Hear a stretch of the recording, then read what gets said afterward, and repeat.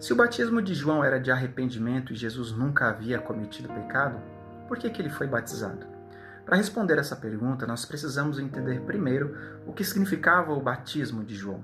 A ideia de purificação pela água já estava presente na própria lei de Deus. Ao longo da história de Israel, a água era usada em diversos rituais de purificação. Os profetas também frequentemente convocavam o povo ao arrependimento, chamando a nação a voltar-se para Deus. Por isso, quando João aparece pregando no deserto, o seu chamado não era algo estranho aos judeus. E também, os dias de Jesus foram marcados por uma intensa religiosidade. Israel nunca havia sido tão rigoroso com as suas tradições, com seus ritos e com a sua observância à lei. Nesse contexto, ir ao Jordão, confessar pecados e participar de um batismo de arrependimento era algo muito familiar para aquele povo. Mas a mensagem de João era muito maior do que aquela água ou do que aquele batismo.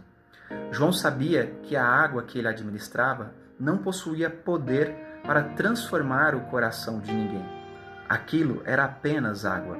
Por isso que João anunciava que alguém viria depois dele, alguém muito maior, alguém que não apenas chamaria o povo ao arrependimento, mas que realizaria a verdadeira obra de purificação pelo poder do Espírito Santo. E João era apenas a voz que preparava o caminho.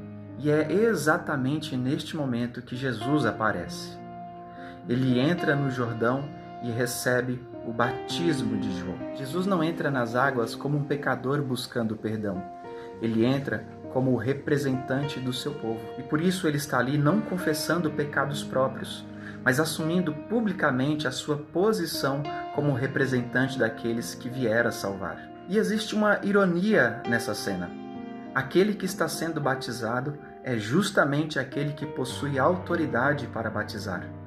João reconhece isso quando diz que, na verdade, era ele quem precisava ser batizado por Jesus. Porque João administrava a água, mas Cristo batizaria com o Espírito Santo.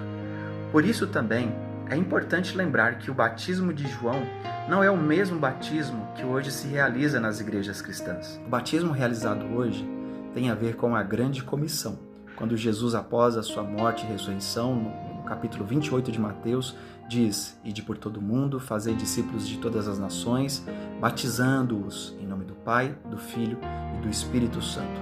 Aqui está a prescrição para o batismo que nós realizamos hoje.